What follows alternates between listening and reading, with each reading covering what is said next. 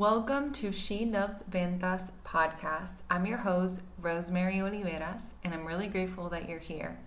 On today's episode, you'll learn one secret ingredient that will help you close high-ticket sales on the DMs. So when you get leads from an ad or from your content, from your organic marketing content, you can convert them into customers quicker. Comencemos. So this is an ingredient that I also use in our service-based business to help us close high-ticket sales on the DMs. So for you to have like an idea, back in 2023 when I started working with my husband, the first thing I did was audit the sales process from when a lead came from an ad or from organic marketing. At that time, it was just only ads. And it got into our DMs or on WhatsApp. So I've noticed that in Latin America and Hispanic communities, businesses, people use a lot WhatsApp. I don't know in other parts of the world, but you can apply this to DMs, WhatsApp, even emails, anything that's written that you don't have to talk with the person, with the prospect on the phone or on a video call. So what I noticed is that people said that they were interested once they came into our DMs in the service that the ad was about, and they were just given the price and the details of the service up front. Like, hey, I'm interested in your services, like from this ad, tell me more. And they were just given like, here's an overview, here's what the service includes, all the details, all the components, and then the price at the end. That was it. And they were getting clients this way, but not enough to grow the business, to scale, like for my husband to pay himself more or to bring in on more team members to help him in the delivery of the service.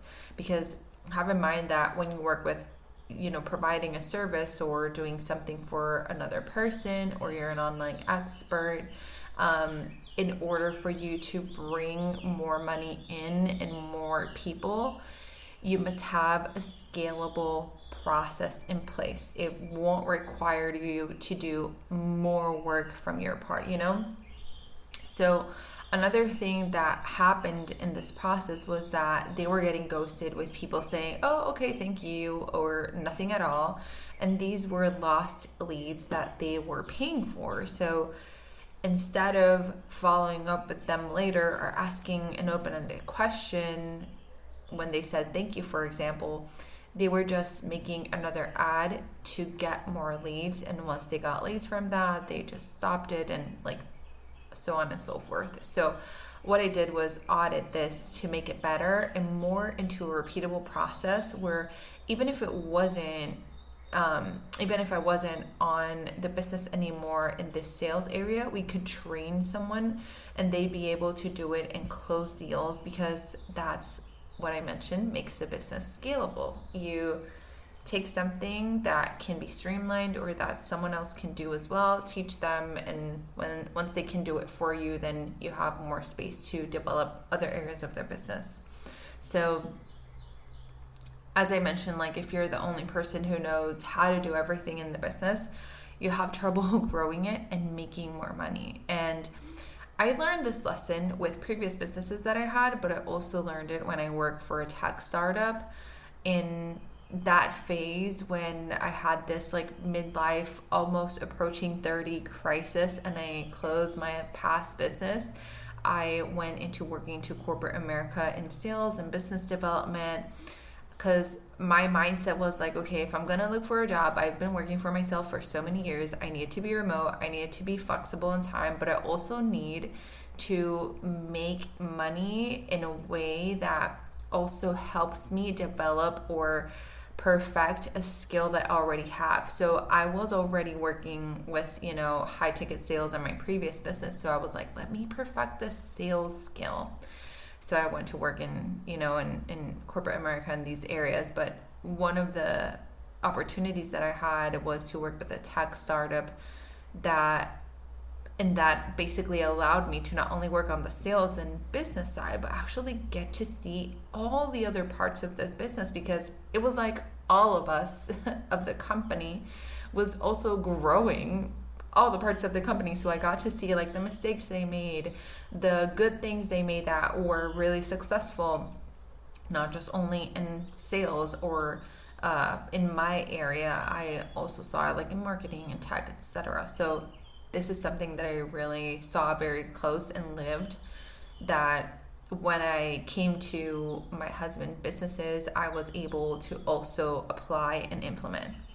So to make this like sales process into a repeatable system, what I did was, number one, establish the goal of the conversation on the DMs. Like, my goal is getting to know if what we offer was a fit for this person, and if it was, close right then and there. And number two, have like a question-based script that involved agenda setting for qualification, and I'll let you know more about that in a few. I also developed like an open-ended questions, closing questions, and follow-up process so that we were able to close more people on the DMs and maximize that ad that we made that brought prospects in. And later, like a few months after I worked with him, then we developed like a organic content marketing strategy that was also bringing leads in. So we just wanted to maximize and, in a sense, like squeeze as much as we could to get more people into buying our services. So the secret ingredient that you'll learn about today is the agenda setting to qualify.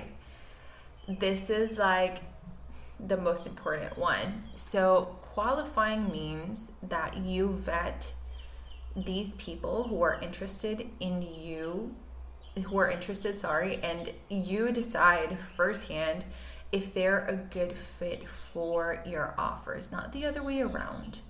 This is a new way of thinking about your sales and business. Like, obviously your business exists because someone buys something from you, right? Like, if people don't buy from you, you don't have a business still, but at the point that you are in, like, you've been a few years in business, I know that you already make money, so you do have a business. But because people buy from you, it doesn't mean that you are desperate for them to buy. So let me give you an example. When you sell high ticket services or offers, if you're an online expert, you need to address it as a luxury, even if it's not. It's like when you buy from, you see these brands like Versace, Tiffany's, like any other like luxury brand that you like, they aren't desperate for you to buy from them. They don't have that vibe, that energy of like, buy from me, or like, I won't make ends meet. Like, they're not in that vibe.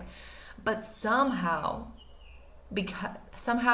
even though they're not desperate for you to buy from them, they make a lot of money. They're still luxury. And somehow people want to make lots of money in their businesses or in their jobs to afford buying from them. That's the energy that you need to have when you are in a sales conversation. They need your service. They are the ones needing your specific solution. They want you, your brand. So in order for you to also be in this vibe, you need to be the one in control of the conversation. And one of the things that really helps me is coming into a sales conversation with the mindset of understanding and helping. Like, that's it. That's just all I'm going to do. I know I'm going to sell.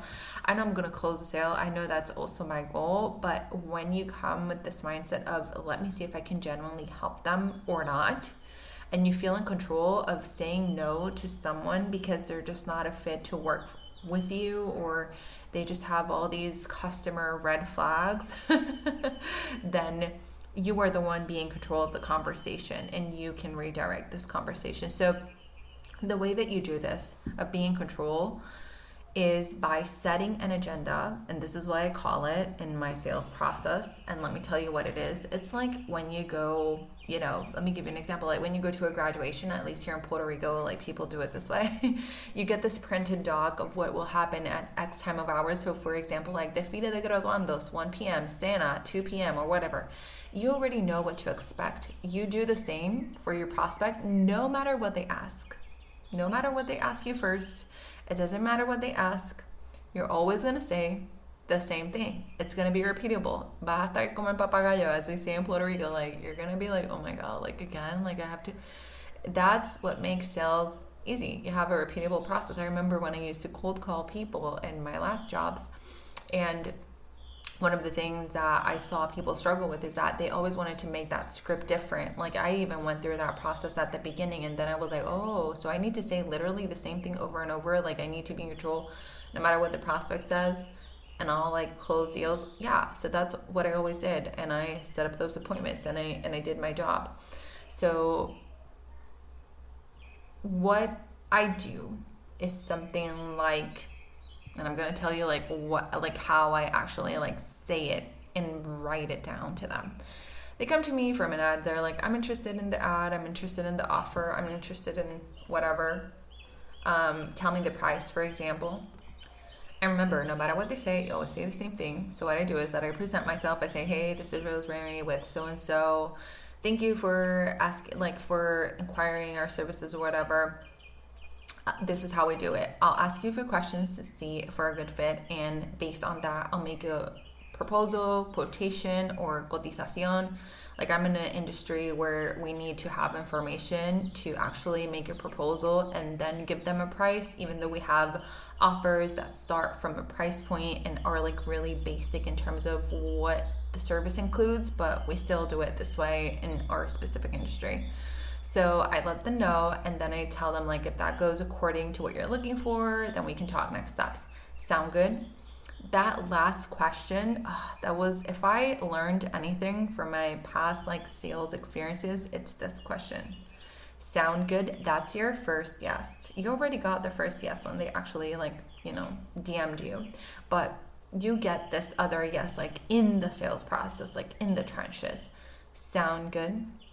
You must get a yes. And if it's in Spanish, you can say like, vale, suena bien. But it's just a yes or no question. It's one or the other. So you must get a yes in order to move forward. If someone says nothing and ghosts you, or says, no, I just want the price, and they just keep insisting that they want a price, that's on you to decide what happens from there. For me, it increases like this process, the probability of closing the sale once they say yes, instead of before that people were just given a lot of information up front and not getting their answers back. And like we were just getting, yes here and there, and then just like we had to make another ad. So another thing that this helps us do is that it helps us disqualify people. Because remember, it's a vetting process.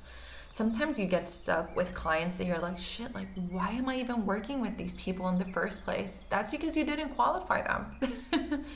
If you don't want like shitty type of customers who don't cooperate in the process, they don't give you the information you need, they don't do it on time, they're just expecting that you do and show up for them, you do all the work for them, you show up for them, you get the results for them, and then when they don't get it, they're like, oh, like, you didn't do a good enough job, and you're like, well, you didn't show up, like, you didn't pay on time, you didn't send me this on time, you didn't do the work that I told you to do. Like, you get stuck with people like that because you don't qualify them. And sometimes, even when you qualify a lot, you still get sometimes clients like this, but it minimizes that for a lot. So what I do is that I disqualify them in that process. I have like a customer red flag list. It's really short. That just makes it easier for me to know like what type of answer they give, that I just know like I'll disqualify them.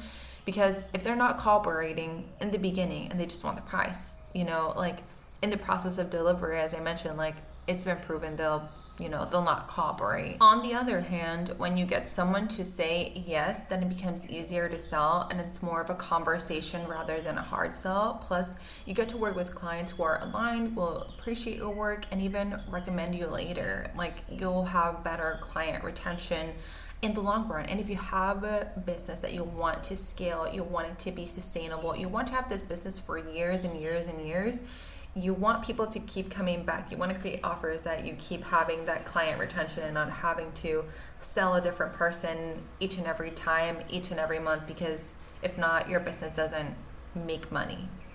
So I'll give you a last tip for those who do ghost you when you qualify them and you have like this agenda and you say like sound good. So what I do personally is that I follow up with them if they say nothing at first, because sometimes people are scared and they're like, oh shit, this is serious. And any investment of 4 figures, 5 figures is scary. Or they're just busy, and this helps them as a reminder of what they were interested about in the first place. So I close many sales this way too, and I can share with you in another episode the principles that I use to follow up with people and close from 5 to 7 deals out of 10 that I get, for example.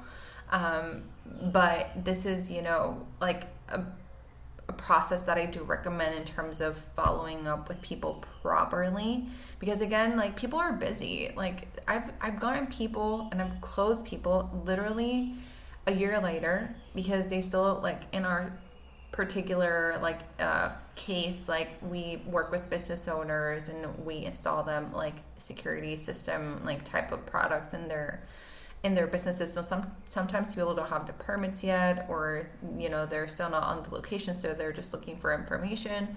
In other instances, they're still like thinking about it, or they're just not ready. So I do follow up with people. Sometimes people just see my messages, and this is like said by them.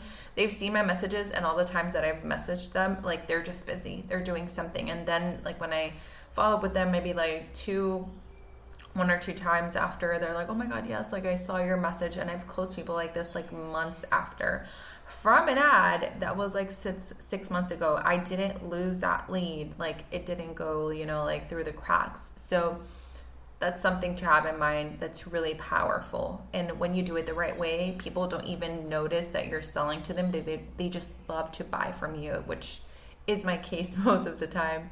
So another thing, as we almost end this episode, is that what you need to have in mind with the DMs is this. It can be a longer closing period than on the phone, or even shorter, because people get busy and they DM you while they're doing other things. So sometimes I've had people that I've closed on the DMs for like a $2,000, $3,000 sale, for example, and I've closed them in less than an hour, like 40, 45 minutes back and forth, just talking to them on the DMs or on WhatsApp. And sometimes I've had people that go by like 3 days or even a week because they're busy and I need them to send me things or information or pictures, etc., of what they're looking for. I send them videos and pictures of how the finished work would look, etc. So following up in a strategic way again and keeping track of hot leads will help you close more business in the long run, and that's what you want as a sustainable business. It can be easier if you're a woman and you're in those days of the month when you feel like you just want to be in bed working on your laptop and talk to no one. You don't want to answer the phone. You don't want to talk to anyone. You just want to text or DM someone, and it actually requires less energy than talking on the phone and still make money no matter how shitty you feel.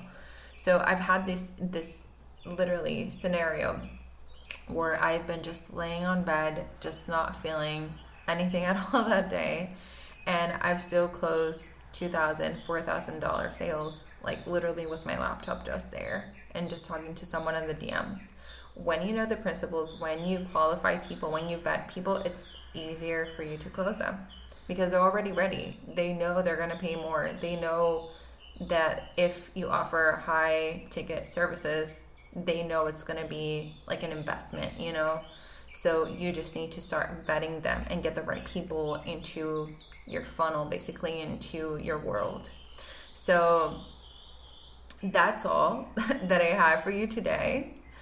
I hope this was helpful, and if it was, and you want me to look into your business's sales process and tell you what to do better to scale and show you how to apply these principles in your specific business, how to vet people, what questions to ask, how to close on the DMs, how to close on a sales call, on over a Zoom meeting, etc., quicker, then apply for my VIP intensive session on the link on the show notes. I'm happy to help you sell more and grow your business so you can have flexibility of time, spend time with your kids, your spouse, or even take a day off out of the 7 you might be working right now. Talk on the next one.